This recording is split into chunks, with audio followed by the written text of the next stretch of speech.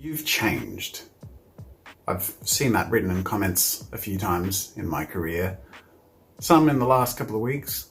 Some years ago, when I was what the people in the last couple of weeks are sad that I changed from. But then years ago, I changed from something else.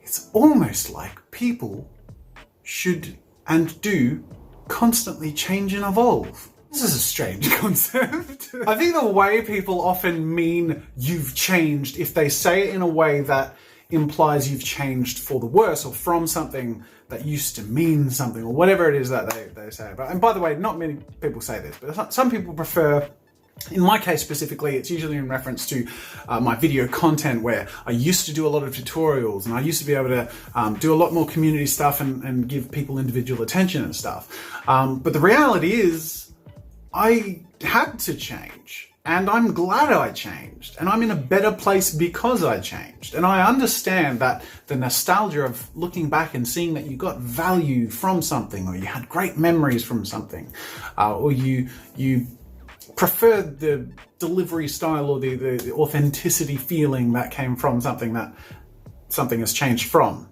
I'm being very abstract about how I'm describing this, but this is obviously sort of in reference to what people sometimes describe about my evolution process.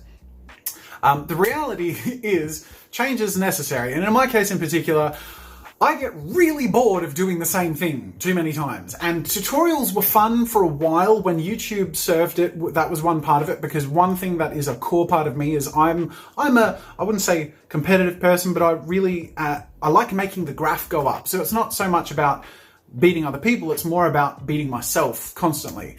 And YouTube was a platform that allowed that for how-to content back in the day, but YouTube has also evolved into an entertainment platform.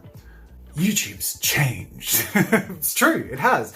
The fortunate thing is, I, to my core, aside from being an artist, which was a very core part of the tutorial content I used to do, am an entertainer. I love entertaining. I used to do magic shows for my family and write music and make clay animations, and I used to record behind the scenes of me making my animations and music when I was like 14 years old.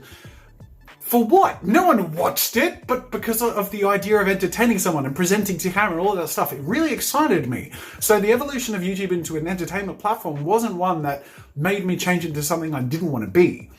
It just allowed me to use the elements of myself that I hadn't been able to in the way that YouTube was and bring them to the forefront. And I've really enjoyed that, even more than how I enjoy doing tutorials. I really enjoy trying different things, stretching my comedy wings, whether it's goofy or cringy or whatever. It's really fun, and I get a lot out of that. A lot of people who have said you've changed, to me in particular, which, to be honest, there aren't a huge amount of people. I'm just sort of using this video to use the few examples as an example, but I'm sure a lot of people have experienced this or seen it with other creators and so on and so forth. Anyway, the point I'm trying to make is, in my case in particular, it's usually in reference to the thing they wish they still got, which was a type of content. But honestly, I think when we see things change, whether we feel it's for the better for us or not is irrelevant to whether it's better or not for the person going through that change. And I think that's the most important thing. Yes, I have changed personally over the years, as has everyone. I feel like I've changed for the better. And when I look back at the content I used to make, but also who I was when I made that content, I was a lot less happy, a lot less confident.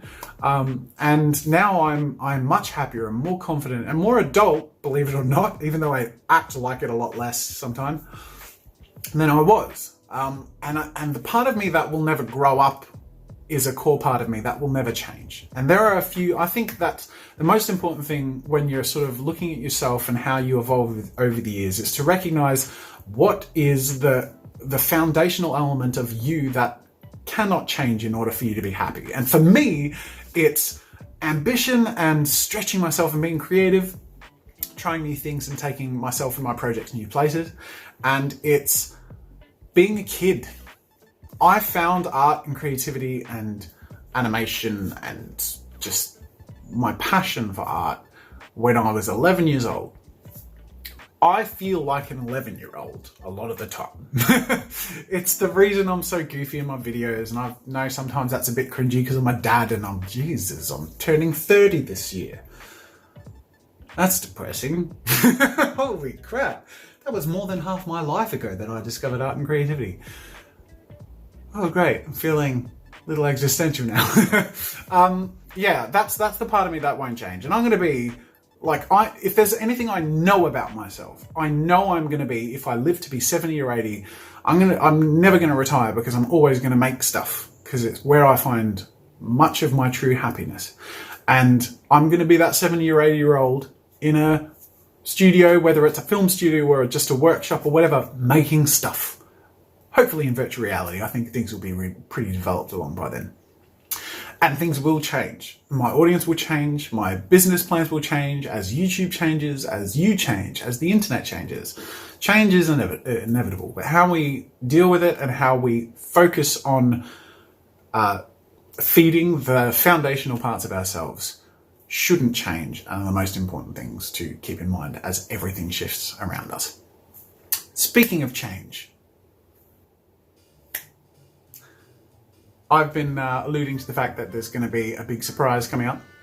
I'm not going to give anything away explicitly, but I am going to say to you that very soon I'm going to perform the table trick. What the table trick is you know when you have the table with the tablecloth on it, it has the meals and the drinks and the glass of wine that if it spills it would make a terrible mess, and there's cutlery and tiers of blood, lots of built up thing, and then the waiter comes along and gets the tablecloth and goes, "Hosha!" and it's all on the table, it hasn't moved, but it's revealed table, I don't know. But everything is stayed because you wouldn't have expected that, but the rug was the cloth was pulled out when you least expect it, and you're on a new foundation, is what I'm trying to get at. Well, in the next few days, I'm going to perform the table trick. The tablecloth trick, I should probably call it. Anyways. And I'm going to start off by pulling a mini one on you right now. Just wait there. You ready? All of these Talk to Camera Q&A videos were filmed in one day. These are the shirts that I changed between. I've recorded them over the last hour and a half. See all the different colour shirts? Just go back over the last 5 vlogs or so and you'll see that I've just been changing my outfit. Recorded them all on the same day, and I have actually been not vlogging for the last couple of weeks because I'm about to pull the rug out from under you, and it's going to be shocking. Don't fear, because it's all part of the plan. It's all part of the plan. If you thought things have changed on my channel before, you ain't seen nothing yet.